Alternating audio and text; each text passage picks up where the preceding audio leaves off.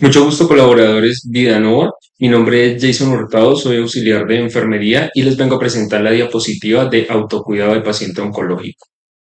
Protocolo de autocuidado de paciente oncológico. Vemos una imagen ahí de la empresa. Definición. En Colombia, la política de atención integral en salud, publicada en 2016, menciona el cuidado de la salud, sustentando el autocuidado y la capacidad de los individuos para tomar decisiones que se les ayuden a mantener en vidas saludables. Autocuidado del paciente oncológico. Primero, el dolor es uno de los síntomas que más afecta a la calidad de vida de los pacientes. Por lo tanto, controlarlo es una prioridad para que el equipo de salud recuerde que en algunas ocasiones no desaparecerá totalmente, pero le permite al paciente estar tranquilo y desarrollar sus actividades cotidianas. 1.1. Control del dolor. A. Administre el medicamento según orden médica. B. Dar dosis de rescate según orden médica. C. Regular la dosis de medicamentos, evitando suspender bruscamente para evitar síndromes de abstinencia. D. Evitar que el medicamento de rescate se termine.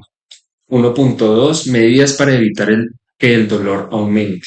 A. De comodidad con almohadas y cojines blandos. B. Educar sobre no levantar objetos pesados y hacer esfuerzos. C. Anime a la persona a practicar ejercicios de respiración y relajación profunda. ¿Cuándo llamar al equipo de salud con efectos secundarios de las medicinas para el dolor? Cuando el paciente presente 1. Visiones. 2. Zumbidos en el oído. 3. Convulsión o temblor severo. 4. Dificultad para despertar al paciente. 5. Incapacidad para orinar o pesar de sentir la necesidad. 6. Náuseas o vómitos que no le alivian con medicamentos prescritos. 7. Ronchas, picazón, erupción de la piel o edema de la cara. 8. Estreñimiento severo. 9. Dificultad para respirar. 10. Aumento del dolor. 1.3. Almacenamiento adecuado de los medicamentos. Manténgalos siempre en sus envases originales bien cerrados. Protéjalos de la luz solar y del calor. No los deje cerca a la estufa. No los deje en lugares húmedos como el baño y lavaplatos de la cocina. Manténgalos lejos de los alimentos y productos de limpieza. Guárdelos en gabinetes donde los niños no los tengan conocimiento de dónde están. 2. Síntomas gastrointestinales. 2.1. Náuseas o vómitos. Las personas pueden presentar uno o ambos síntomas en diferentes periodos de la enfermedad, ocasionados por el tratamiento oncológico, por los analgésicos o por la misma enfermedad. 2.1.2. Las recomendaciones para el manejo de los síntomas en casa son: tome los medicamentos para las náuseas o vómito en el horario indicado. Evite suspender bruscamente los medicamentos que esté tomando. Coma pequeñas porciones, más veces a lo largo del día. Evite comer alimentos fritos, ácidos o muy condimentados. Consuma galletas de soda. Masticar o chupar hielo media hora antes de las comidas y después de las mismas. Evite beber líquidos con las comidas. Mantenga la cabecera de la cama elevada durante y después de las comidas. Evite acostarse después de las comidas. 2.2. Diarrea. La diarrea es una alteración de las heces fecales en cuanto a volumen, fluidez o frecuencia, que puede llevar a una deshidratación, complicando la situación del paciente. Recomendaciones para el manejo de la diarrea. 1. Tome medicamentos para la diarrea solo si son recetados y según lo indicado. 2. Lleve un registro de cantidad y frecuencia de evacuaciones. 3. Incluya alimentos ricos en potasio, como el plátano, papas y bebidas hidratantes. El potasio es un mineral importante, ya que puede escasear con la diarrea. Beba y coma alimentos altos en sodio, sal, tales como caldos, sopas, bebidas deportivas. Galletas. Beba por lo menos una taza de líquido después de cada episodio de diarrea. Evite líquidos con cafeína. Intente con agua, bebidas deportivas o caldos. Conforme empiece a mejorar la diarrea, trate de comer porciones pequeñas de alimentos que le sean fácil de digerir, tales como arroz, plátano, puré de manzana, yogur, puré de papa, requesón bajo en grasa, pan tostado, etc. Cuidados de la región perianal. Hace muy bien el área perianal con agua solamente. Seque realizando toques y aplique cremas suavizantes, como las usadas para bebés, para evitar que la piel de la región perianal se irrite con las deposiciones. Debe llamar al equipo de salud cuando la diarrea dure más de un día, cuando se observe sangre en la materia fecal o las deposiciones sean color negras y malolientes, o el paciente tenga fiebre de más de 38 grados centígrados, axilar con la diarrea. 2.3. Estreñimiento. Hay estreñimiento cuando las evacuaciones son menos frecuentes desde lo habitual y cuando el material fecal es dura o difícil de expulsar. El estreñimiento puede ser causado por diferentes motivos. Se puede mejorar teniendo en cuenta las siguientes recomendaciones. Lleve una dieta rica en fibra como cereales, granos integrales, frutas frescas, papaya, zumo de granadilla o pitaya, mango o piña, pasas, nueces y semillas, habichuelas, legumbres y vegetales crudos. 2. Brinde zumo de ciruelas, pasas. Por cada onza de agua, una ciruela, pasa, cocine a fuego lento por 3 minutos y licúe. Ofrezca líquidos según la condición de la salud del paciente. Realice ejercicios como el caminar. Si está postrado en cama, debe realizar ejercicios pasivos, si el paciente los tolera. Puede aplicar enemas ordenados por el médico. Realice masajes en el abdomen de forma circular 3 veces al día, en sentido de las manecillas del reloj.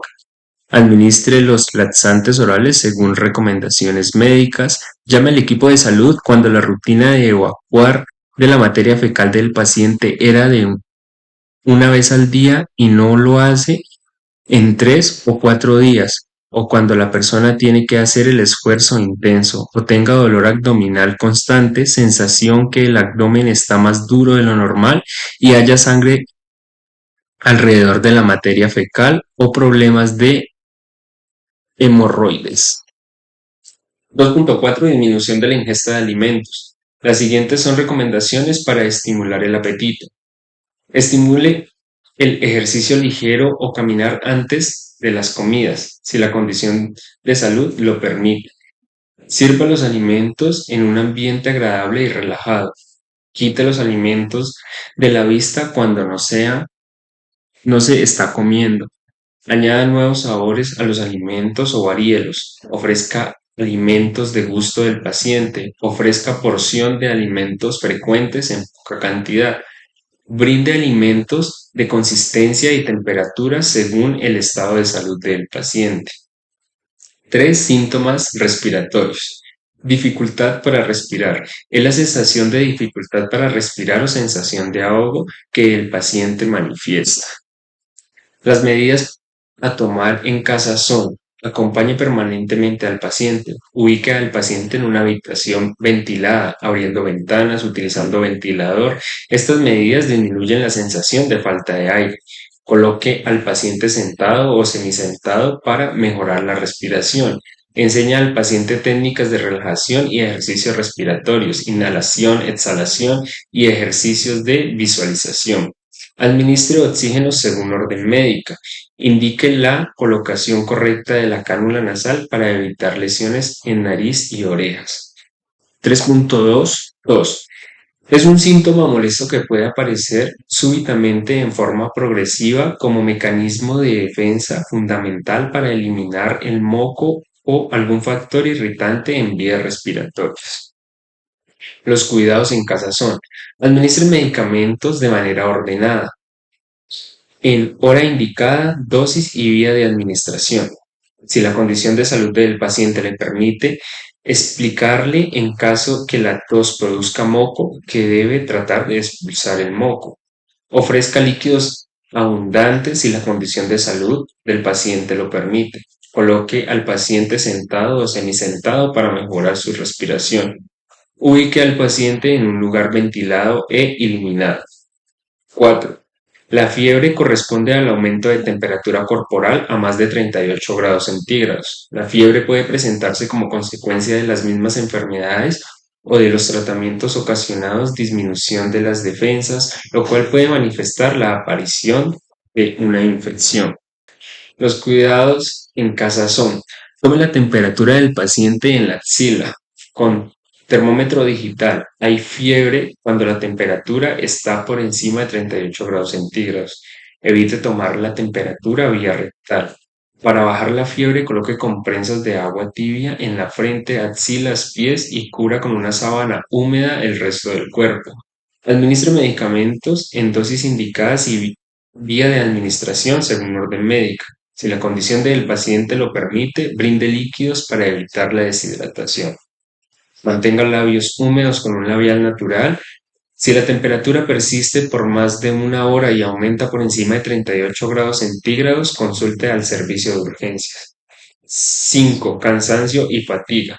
El paciente con enfermedad avanzada, el cansancio y la fatiga pueden ser síntomas frecuentes que disminuyen la capacidad mental o física y les impide desenvolverse normalmente. Pueden ser ocasionadas por la enfermedad, los tratamientos, anemia, problemas nutricionales, alteración de los hábitos normales de descanso o sueño y por depresión o dolor. Usted puede ayudar al paciente promoviendo el reposo y el sueño, facilitando la realización de actividades que no requieran mayor esfuerzo como leer, ver televisión, juegos de mesa, entre otros. Proporcionar un ambiente cálido y tranquilo. Indique al paciente tomar periodos de descanso entre sus actividades. Levante al paciente lentamente ubicándolo de lado, apoyándolo en sus brazos. Antes de acostarse puede ayudarle a conciliar el sueño con un baño de agua tibia, un vaso de leche tibia con miel de abeja, si el paciente no es diabético, y un masaje relajante. El paciente con enfermedad en etapa avanzada puede postrarse en cama. Debe realizarse un buen cuidado de la piel, evitar úlceras por presión y escaras.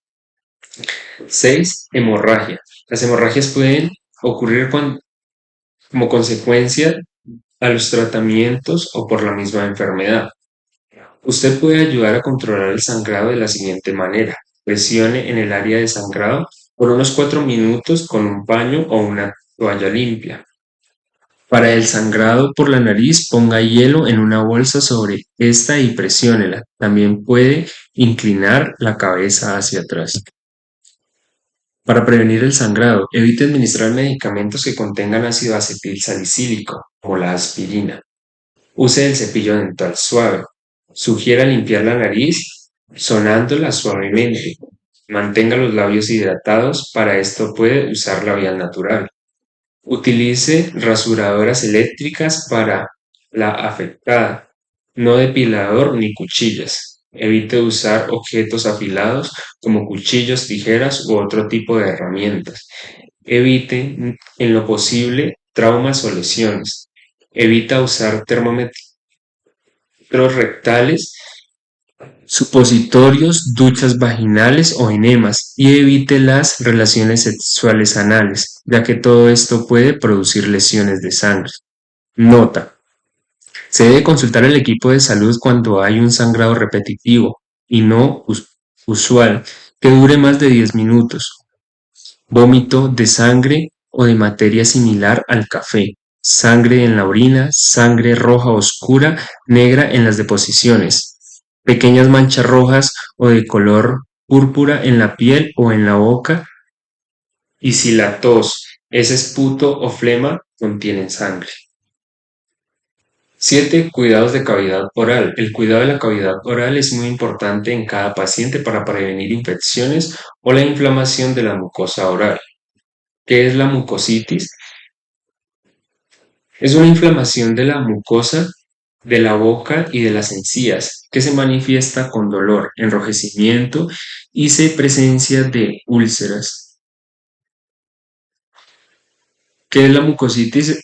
Es la inflamación de las mucosas de la boca y las encías que se manifiesta con dolor, enrojecimiento y presencia de úlceras, que pueden llegar a limitar la ingesta de los alimentos. ¿Cómo puedo prevenir o manejarla? No utilizar enjuagues bucales con alcohol o flúor, ni crema dental. Mejor emplear agua bicarbonatada. Una cuchara de bicarbonato más 1 litro de agua. Esta mezcla dura 24 horas luego de su preparación, tiempo en el cual debe descartarse si no ha sido usado. Usa un cepillo de dientes de cerdas suaves o infantiles y humedézcalo con agua bicarbonatada. Realizar el cepillado en forma suave en dientes y lengua. Retirar las prótesis dentales en caso de tenerlas. En caso de prótesis dentales, sumergir la dentadura cada noche en agua sola o con agua bicarbonatada. No brindar alimentos duros ni tostados o muy condimentados. Brindar líquido para mantener la boca húmeda es en sorbos varias veces al día. Mantener los labios humectados con labial humectante. No utilizar vaselina porque esto reseca más. Brindar al paciente helado, jugos fríos, hielo. Realizar enjuagues con agua de manzanilla para disminuir la inflamación. ¿Qué es la, ce- ¿Qué es la serostomía? La serostomía es la disminución de la producción de saliva, que puede ser causada por efectos secundarios de tratamiento como la radioterapia, la cirugía o algunos medicamentos para el control del dolor. ¿Cómo manejarlo? La higiene de la cavidad oral debe realizarse mínimo 4 veces al día, después de las comidas y antes de acostarse. Enjuagar con agua bicarbonatada de 4 a 6 veces al día para limpiar la boca. Evitar alimentos y líquidos con alto contenido de azúcar.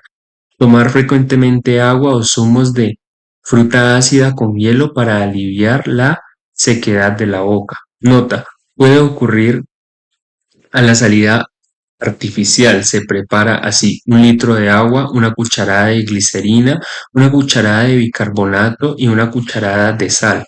Esta preparación dura 24 horas y debe desecharse luego de este tiempo. ¿Qué es la candidiasis oral? Es una infección por hongos en la membrana de las mucosas de la boca y la lengua. La cantidad oral aparece cuando las placas blandas de color blanqueciento en la boca y en la lengua. Debajo de este material blanqueciento se presenta enrojecimiento. ¿Cómo puedo prevenir y manejarla? Limpieza bucal habitual con agua y cepillo de cerdas suaves. Administre medicamentos antimicóticos y o enjuagues de nistatina, según lo indicado. Quite dentaduras postizas para realizar los enjuagues con antimicóticos ordenados. No usar bicarbonato ni clorexidina para los enjuagues porque interactúan con el tratamiento para los hongos. Nota: la deposición adecuada para realizar la limpieza de la cavidad oral debe ser sentada, si el estado de salud del paciente lo permite, o semisentado con ayuda, para evitar actividad de reflejo del vómito y así disminuir la posibilidad de ahogarse. Si observa la disminución en el nivel de conciencia de su paciente, realice el aseo de la cavidad oral haciendo uso de las gasas enrolladas en un bajalenguas y humedecida con agua bicarbonatada, de forma suave y con precaución. No provocar lesiones ni sangrado. Nunca lo realice con los dedos. Cuidado de la piel. Mantener la integridad de la piel es algo fundamental en el cuidado del paciente, con la finalidad de evitar la aparición de úlceras por presión que van en detrimento de la cavidad oral. ¿Cómo puedo cuidar la piel de el paciente postrado en cama? Realice el baño diario con agua tibia utilizando jabón suave, solo en axilas. No restregue la piel, enjuagar y secar completamente. Mantenga las uñas cortas y limpieza, evitar que el paciente se rasque la piel. Mantenga los tendidos de cama limpios y sin arrugas. Aplique cremas para lubricar la piel en todo el cuerpo 5 o 6 veces al día, realizando masajes suaves en forma circular y ascendente, sin realizar masajes en las articulaciones y ni en sitios donde la piel esté enrojecida o lesionada. Evite alcoholes o perfumes. En los pacientes sentados, los cambios de posición serán más frecuentes, levantándolos de la silla al menos cada hora. Se debe evitar el uso de flotadores, ya que aumentan la presión en zonas de contacto y dificultan la circulación. Preste especial atención a los pies, talones y tobillos, utilizando medidas que no opriman o déjelos en el aire sobre una almohada. Examine a diario la piel en busca de zonas enrojecidas que no desaparecen al quitar la presión. Movilidad del paciente con enfermedad avanzada. El estado avanzado de enfermedad afecta diariamente el grado de actividad del paciente, disminuyendo su movilidad, lo cual repercute en un desacondicionamiento físico progresivo, afectando los sistemas tanto muscular como esquelético. El desequilibrio de la relación normal entre el reposo y la actividad física produce cambios biomecánicos y fisiopatológicos en todos los órganos y sistemas del cuerpo. Sistema muscular, reducción de la fuerza muscular. La fuerza muscular se disminuye entre 10% hasta el 20% por semana y reducción de la resistencia. Atrofia muscular. La pérdida de la masa muscular es responsable de la reducción de la fuerza y la resistencia muscular. Desacondicionamiento. Es producido por la combinación de la atrofia, fuerza reducida y resistencia limitada, conduciendo a una mala coordinación de los movimientos. Sistema esquelético. Se producen diversos cambios de los huesos que se derivan principalmente de los trastornos musculares. La integridad del metabolismo óseo y del equilibrio entre el aumento y la resorción de la masa esquelética dependen en gran medida del estrés y de la restricción diarias impuestas por la acción de empuje entre los tendones y fuerza de gravedad durante la posición de la piel. Osteoporosis. Se produce por la reducción de la actividad muscular y las reabsorciones endocrinas y metabólicas al cabo de 12 semanas de reposo en cama. La densidad ósea se reduce en un 40% a 45%. Osteoporosis y anquilosis de articulaciones se producen en diversos grados siempre que una articulación no esté en movimiento. Como hay pérdida de agua, degradación y cistesis de colágeno periarticular, la articulación se toma rígida e incapaz de realizar una amplitud compleja de movimiento y se puede forzar de manera irreversible. Prevención y manejo de las complicaciones de la postración en cama, debilidad y atrofia por desuso. El ejercicio constituye el estímulo psicológico para aumentar la capacidad funcional, revertir la atrofia y debilidad. Se puede revertir la debilidad por desuso a un ritmo de 6% por semana. Los ejercicios isométricos aumentan la fuerza muscular. Los ejercicios isotómicos mejoran la incapacidad funcional del sistema músculo esquelético y cardiovascular. Prevenir la anquilosis articular, manteniendo el rango de movimiento de las articulaciones con los ejercicios, flexibilidad 3 veces por semana de 10 a 15 minutos por movimientos pasivos o estiramientos pasivos terminal. Mantener un buen posicionamiento articular estimular el uso de férulas si lo requiere. ¿Por qué hay edema en los pacientes? El edema o hinchazón es una acumulación de líquidos en cualquier parte del cuerpo. Que produce el aumento del tamaño de la zona afectada. Es más común en brazos y piernas. Pueden haber inflamación de la piel. Se observa delgada y brillante, y en ocasiones pueden haber salida de este líquido a través de la piel humedeciendo la ropa del paciente. Fuga capilar. ¿Cómo evitar y manejar la hinchazón? Evite ponerle ropa apretada o muy ajustada al paciente. Retire la ropa húmeda y evite un ambiente caluroso. Trate de que esté fresco. Evite el uso de anillos, reloj o pulseras. Eleve las extremidades afectadas con ayuda de almohadas por periodos de 15 a 20 minutos.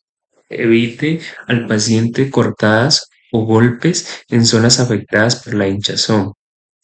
Humecte la piel para evitar resequedad. Evite rascado de la piel, mantenga uñas cortas. Recomendaciones generales para el adecuado baño diario del paciente. Utiliza toallas de tela suave, una para limpiar todo el cuerpo, otra para realizar el secado y otra para el aseo de los genitales. Baño en ducha. Si el estado de salud del paciente lo permite, puede ser trasladado al baño. Utilice una silla plástica con brazos para sentarlo y realice el baño bajo en agua en la ducha. Acompáñelo siempre, utilice alimentos de seguridad para evitar accidentes en el momento de la ducha. Baño, baño en cama. Inicie el baño de la cabeza a los pies y por último realice la limpieza de los genitales, cambiando de toalla. Si observa cambios en la integridad de la piel, informe al equipo de salud. Evite friccionar la piel para prevenir lesiones. Enjuague y seque completamente las zonas de los pliegues, cuello, axilas, ingles, mamas, evitando dejar zonas húmedas que favorezcan la aparición de úlceras o lesión en la piel. Úlceras por presión. Se presenta cuando el tejido blando es comprimido entre la prominencia ósea y una superficie externa por un periodo de tiempo prolongado o interrumpido. Puede involucrar los tejidos de la epidermis, dermis, grasa subcutánea, músculos o hueso. La presión constante de la piel oprime pequeños vasos sanguíneos, venas y arterias, que proveen a esta de nutrientes y oxígenos. Cuando la piel no recibe nutrientes y oxígeno por un tiempo, los tejidos se mueren y se forman úlceras por presión. Los factores determinantes del desarrollo son la intensidad y duración de la presión, tolerancia de la piel y estructuras de soporte para la presión. De igual forma, la presión externa impuesta a una piel de igual forma, la presión externa impuesta a una baja intensidad y por lo largo tiempo es capaz de producir daño tisular, como una presión alta de corta duración. La intensidad y la duración de la presión tienen una gran variedad individual y está interrelacionada con muchos otros factores que influyen en la capacidad individual a tolerar la presión, tales como factores que incluyen la edad, la dieta, estrés psicológico y físico, sobre su saturación de oxígeno y exposición para cizallamiento y fricción o humedad. Prevención. La prevención debe comenzar por identificar a los pacientes con tejidos de tener una úlcera por presión. Para ello se deben determinar factores de riesgo, inmovilidad, incontinencia, deterioro del estado nutricional, nivel de consistencia alterado, cualquier factor de riesgo que expone la piel a la excesiva presión o disminuye la tolerancia a la presión es considerado un factor de riesgo. Factores de riesgo, intensidad y duración de la presión. Se clasifican como factores que impiden la inmovilidad y actividad percepción sensitiva. Tanto la inmovilidad y la disminución de la actividad son considerados factores de riesgo primarios en el desarrollo de las úlceras por presión. El daño de la movilidad se refiere a grado en el cual el individuo es incapaz, de forma independiente, de cambiar de posición. Puede ser estado de conciencia, disminución por trauma, enfermedad, anestésicos, para cuadraplegia, trauma por miembros inferiores, especialmente fracturas de cadera, obesidad, dolor o quemaduras. Tolerancia tisular a la presión es la capacidad tanto de la piel como de las estructuras de soporte para resistir sin secuelas los efectos de la presión. La tolerancia tisular es afectada por los factores intrínsecos y extrínsecos. ¿En dónde se forman las úlceras por presión? Las úlceras por presión se forman en las áreas del cuerpo en donde los huesos presionan fuertemente la piel y el tejido contra la superficie exterior. Esto puede suceder cuando las prominencias óseas en donde los huesos sobresalen del cuerpo. Estas son estas en contacto con otras partes del cuerpo como un colchón o una silla. Tratamiento de las úlceras por presión dependen de tres pasos: aliviar la presión sobre la úlcera, cuidar la lesión, llevar una nutrición adecuada. Para reducir o aliviar la presión puede usar camas especiales, colchones, cojines para asientos en la que se apoya el cuerpo cuando deben permanecer en cama o en las sillas de ruedas por periodos largos. Estas superficies reducen o alivian el grado de presión y al hacerlo ayudan a sanar y o a prevenir las úlceras por presión. La manera de revisar si la superficie de soporte alivia la presión o superficie es colocar una mano bajo la superficie de soporte, bajo un punto de presión, con la palma hacia arriba y los dedos en posición recta. Si hay menos de 2,5 cm del material de la superficie de soporte entre un punto de presión en el cuerpo del paciente y su mano, la superficie no está proporcionando suficiente apoyo. Posiciones adecuadas del cuerpo. La posición es muy importante para aliviar la presión sobre la úlcera y prevenir la aparición de zonas de presión. Es necesario cambiar de posición, ya sea en cama o en silla. En cama, no se apoye directamente en la prominencia ósea. Utilice cojines o almohadas para aliviar la presión. Cambie de posición por lo menos cada 2 horas. Use cojines o almohadas entre sus rodillas y tobillos para evitar que se toquen uno a otro. La mejor posición cuando se acueste de lado. Cuando se acueste boca arriba, mantenga sus talones alejados de la cama. Coloque un cojín delgado o una almohada bajo sus piernas, de la pantorrilla al tobillo. El cojín o almohada debe elevar los talones solo lo suficiente para poder pasar una hoja de papel entre los pies y la cama. En silla de ruedas, cuando se siente debe mantener una posición erguida y recta. Puede cambiar de postura, le ayudará a moverse con más facilidad y así prevenir la aparición de úlceras. Dependiendo de sus necesidades individuales, use cojines diseñados para aliviar la presión en superficies de asiento. Incluso cuando la presión se pueda aliviar con cojines, debe de cambiar de posición por lo menos una vez cada hora. Mejor posición si se encuentra en una silla. Recuerde, evite sentarse directamente sobre la úlcera por presión. Evite sentarse en cojines en forma de anillo, inflamables o neumáticos. Esto reduce el flujo de sangre y puede hacer que se inflamen los tejidos. Evitar la humedad de la orina, la materia fecal, el sudor y la secreción de una herida que estén en contacto con la piel. prevenir la resequedad de la piel usando cremas hidratantes sin alcohol, evitar hacer masajes en la parte donde se sobresalen las prominencias óseas. Esto hace que se formen úlceras. La ropa de cama debe permanecer limpia, sin residuos de alimentos, seca y sin arrugas.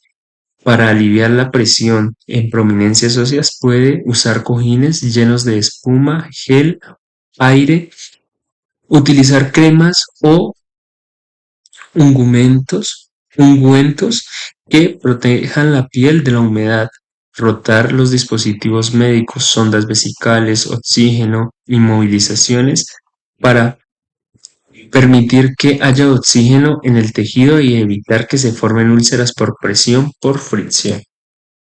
Vía de administración subcutánea o hipodermoclisis.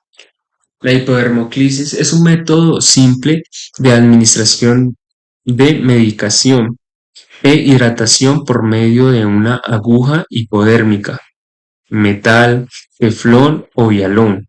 Es un tejido celular subcutáneo. Esta vía se utiliza de forma segura en el cuidado de los pacientes que no pueden recibir medicamentos orales y requieren la administración de medicamentos para controlar el dolor y otros síntomas. En casos necesarios, proporcionar una hidratación adecuada como la ventaja de realizarse en el domicilio. Es sencillo de usar, fácil de administrar, activa alta temprana de los pacientes, ya que los dispositivos se pueden gestionar en domicilio por el cuidador familiar y si los mismos dependen de la capacitación por parte del personal de enfermería. La zona de punción recomendada en la zona pectoral, deltoides y abdominal. Los cuidados en el manejo del catéter, proporcionar información al paciente y familia, anclar dudas si produce a- aún cuando se administra la medicación. Es normal y explicarle el porqué. El lavado de manos antes de cada administración, preparar la medicación, limpiar el tapón con alcohol antes de inyectar la medicación. Después de la administración de la medicación, se inyecta un cc de solución salina para garantizar que todo el contenido del dispositivo se introduce en el sitio de punción.